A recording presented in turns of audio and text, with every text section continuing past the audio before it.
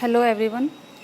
Today our topic is effective atomic number, जो कि coordination compound का एक बहुत ही इम्पोर्टेंट टॉपिक माना जाता है और यहाँ से आपका बहुत छोटे छोटे से क्वेश्चंस निकलते हैं 1 और 2 मार्क्स में।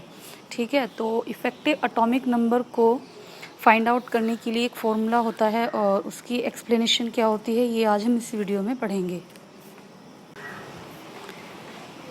इफ़ेक्टिव एटॉमिक नंबर जो हमारा टॉपिक है कोऑर्डिनेशन कंपाउंड्स का, एक बहुत ही इम्पोर्टेंट टॉपिक है और हमारी सेकेंड यूनिट में आता है ये। और सेकेंड यूनिट में हमारी सिर्फ एक ही चैप्टर है जो कि है कोऑर्डिनेशन कंपाउंड्स। तो चलिए स्टार्ट करते हैं इफ़ेक्टिव एटॉमिक नंबर। तो इफ़ेक्टिव एटॉमिक नंबर क्या होता है, चलिए जान लेते हैं। सो फर्स्ट ऑफ ऑल हमें बताना होगा कि हमारे जो कंपाउंड्स या कॉम्प्लेक्स कंपाउंड्स की जो स्टेबिलिटी है ये एक्सप्लेन की जाती है on the basis of effective atomic number. That means कि the stability of complex compounds was explain on the basis of effective atomic number. In most of the complex ions the effective atomic number of central metal atom becomes equal to the atomic number of inert gas. That means कि ज़्यादातर complex ions में effective atomic number जो होता है central metal atom का effective atomic number, जो हम बात कर रहे हैं इफ़ेक्टिव एटॉमिक नंबर की, वो सेंट्रल मेटल एटम के लिए बात कर रहे हैं। तो मोस्ट ऑफ द केसेस में क्या होता है या most of the complex ions में क्या होता है कि जो हमारे सेंट्रल मेटल एटम का इफ़ेक्टिव एटॉमिक नंबर होता है ये इक्वल आता है नेक्स्ट इनर्ट गैस के। दैट मीन्स कि अगर हमारा कोई कॉम्प्लेक्स आयन में कोई सेंट्रल मेटल एटम है और हम उसका effective atomic number find out कर रहे हैं, तो जो उसका इफ़ेक्टिव एटॉमिक नंबर आएगा वो इज इक्वल होगा उसकी अगली इनर्ट गैस के एटॉमिक नंबर की। फॉर एग्ज़ाम्पल अगर मैं आयरन के लिए बात करूं, आयरन का हमारा एटॉमिक नंबर होता है 26 और अगर हम इसका effective atomic number find out करना चाहते हैं तो ये आता है 36, जो कि इक्वल होता है क्रिप्टॉन के एटॉमिक नंबर के। ठीक है, तो इसमें हम लिखेंगे the effective atomic number of metal in the complex compound is the sum of electrons present in the metal ion and the total number of electrons donated by the ligands. That means कि जो हमारा effective atomic number होता है complex compound में, ये सम होता है किस किस के, एक तो सेंट्रल मेटल आयन के इलेक्ट्रॉन्स के और total number of electrons donated by the ligand, यानी कि जो लिगेंड ने इलेक्ट्रॉन डोनेट किए हैं उसके सम के। ठीक है, तो ये पॉइंट भी आप नोट कर लें सभी कि हमारा जो इफ़ेक्टिव एटॉमिक नंबर होता है किसका सम होता है। ठीक है, ये एग्ज़ाम्स में पूछा जाता है। वैसे तो इफ़ेक्टिव एटॉमिक नंबर आपका इम्पोर्टेंट टॉपिक ही है, क्योंकि मोस्ट ऑफ द केसेस में आपको कॉम्प्लेक्स आयन दे दिया जाएगा और आपसे पूछा जाएगा कि सेंट्रल मेटल एटम का इफ़ेक्टिव एटॉमिक नंबर बताइए। ठीक है, तो ये आप काउंट करके बताएंगे और आपका क्वेश्चन कंप्लीट हो जाता है।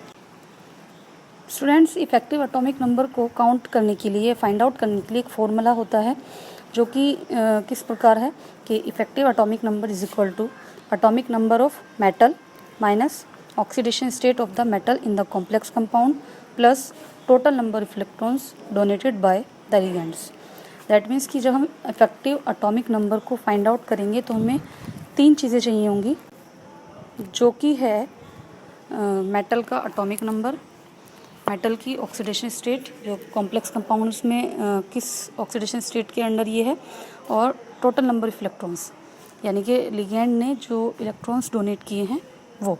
ठीक है, तो जब हम किसी कॉम्प्लेक्स आयन के लिए effective atomic number find out करेंगे तो उसके लिए हमें फॉर्मूला लिखना होगा। ठीक है, atomic number of metal minus oxidation state of the metal in the complex compound and total number of electrons donated by the ligands. तो ये ओवरऑल फार्मूला है, आप सभी इसको नोट कर लें, सभी स्टूडेंट्स नोट कर लें फार्मूले को।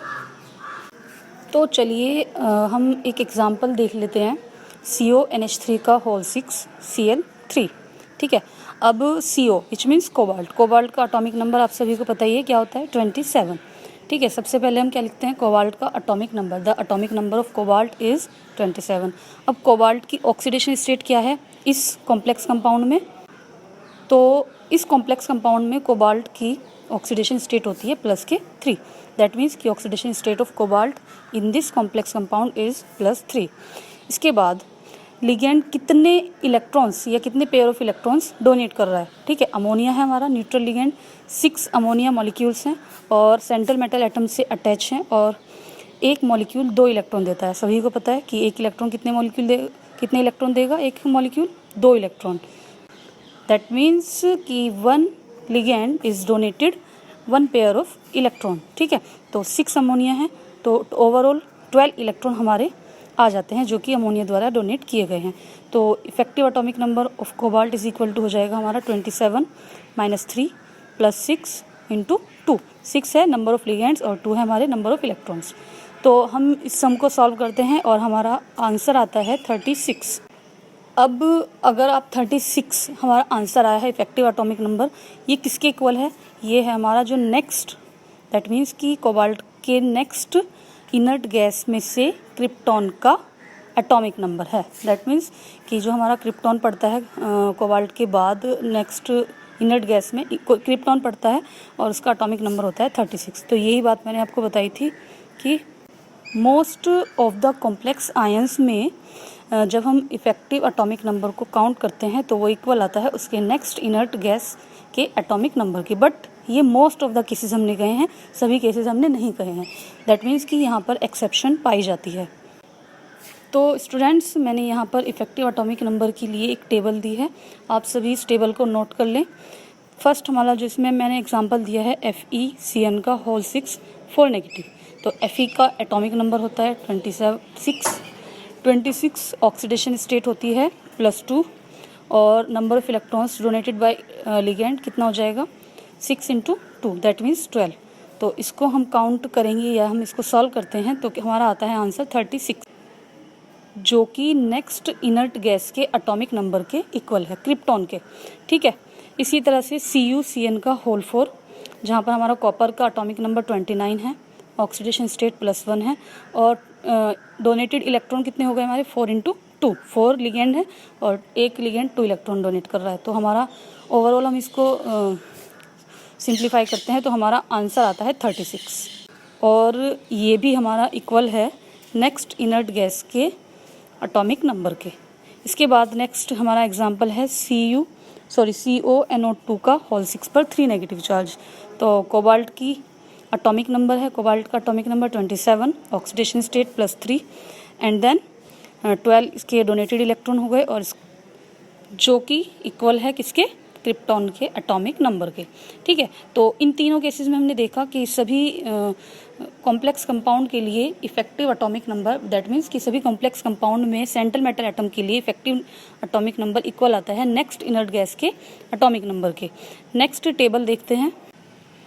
अब इस टेबल में अगर आप थर्ड कॉम्प्लेक्स आयन की बात करो, FeCN का होल 6 3 नेगेटिव, तो यहाँ पर हम देखते हैं कि एटॉमिक नंबर आता है हमारा इफेक्टिव एटॉमिक नंबर 35 जो कि नॉट मतलब जो कि इक्वल नहीं है नेक्स्ट इनर्ट गैस के एटॉमिक नंबर के। तो ये मैंने आपको पहले ही कहा था कि यहाँ पर एक्सेप्शंस भी पाई जाती है। इसी तरह से CrNH3 का होल 4 Cl2 पर पॉजिटिव, तो इसके लिए भी इफेक्टिव एटॉमिक नंबर कितना आता है 33। ठीक है, तो यहाँ पर हम देख रहे हैं कि सभी एलिमेंट्स के लिए हमारा जो इफेक्टिव एटॉमिक नंबर आता है वो इनर्ट गैस के एटॉमिक नंबर के इक्वल नहीं आता, यानी कि हमारी कुछ एक्सेप्शंस हमने यहाँ पर देख ली हैं। ठीक है स्टूडेंट्स, तो सभी ये एग्जांपल्स नोट कर लें, सभी स्टूडेंट्स पूरी टेबल को नोट कर लेंगे। विदाउट एग्जांपल्स आपका इफेक्टिव एटॉमिक नंबर का टॉपिक कंप्लीट नहीं होता है, या अगर आप एग्ज़ाम में भी इस क्वेश्चन का आंसर विदाउट एग्जांपल करेंगे, इफेक्टिव एटॉमिक नंबर का आंसर विदाउट एग्जांपल्स करेंगे तो आपको मतलब आपका क्वेश्चन कंप्लीट नहीं माना जाता। तो सभी स्टूडेंट्स नोट कर लें और इसका जो मैंने पैटर्न बताया है फाइंड आउट करने के लिए, जो फॉर्मूला मैंने बताया है, जो प्रोसीजर मैंने बताया है, सभी इसको अच्छे से समझ ले। ठीक है, रटना नहीं है किसी को भी कि निकिल के लिए इतना होता है इफेक्टिव एटॉमिक नंबर और इसके लिए, क्योंकि अलग अलग कॉम्प्लेक्स आयन में अलग अलग हमारा जो इफेक्टिव एटॉमिक नंबर आएगा। दैट मीन्स कि effective atomic number different complex ion में एक ही सेंट्रल मेटल एटम के लिए वेरी करेगा। तो कोई भी स्टूडेंट इसको लर्न नहीं करेंगे, सिर्फ समझेंगे। ओके स्टूडेंट्स, आई होप आपको ये क्लियर हो गया होगा हमारा जो हमने प्रोसीजर बताया है। चलिए इसका एक्सप्लेनेशन देख लेते हैं। Hence, the tendency to attain an inert gas configuration is not a necessary condition for the stability of complex compounds. That means कि यह हमारे लिए एक आवश्यक कंडीशन नहीं है, नेसेसरी कंडीशन नहीं है कि किसी भी कॉम्प्लेक्स कंपाउंड की स्टेबिलिटी के लिए ये ज़रूरी है कि हमारा जो सेंट्रल मेटल एटम का इफेक्टिव एटॉमिक नंबर आए वो इक्वल आए इनर्ट गैस के एटॉमिक नंबर के, ठीक है। तो ये हमारे लिए कोई नेसेसरी कंडीशन नहीं है। इस बात को सभी स्टूडेंट्स ध्यान में रखेंगे, ठीक है, अच्छे से माइंड में रखेंगे इस चीज़ को।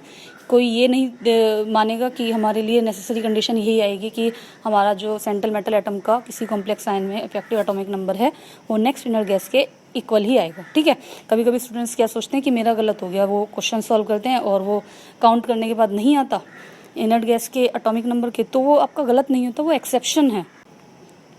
तो स्टूडेंट्स, आई होप आपको ये टॉपिक क्लियर हो गया होगा, और अगर आप लोगों को इस टॉपिक से कोई भी प्रॉब्लम आती है तो आप मुझसे डिस्कस कर सकते हैं, जो कि मैं अपनी हर वीडियो में ये बात बोलती हूँ कि आपको कोई भी प्रॉब्लम आती है आप मुझसे डिस्कस कर सकते हैं। तो चलिए मिलते हैं नेक्स्ट क्लास में, तब तक के लिए पढ़ते रहिए, बढ़ते रहिए, and goodbye and take care.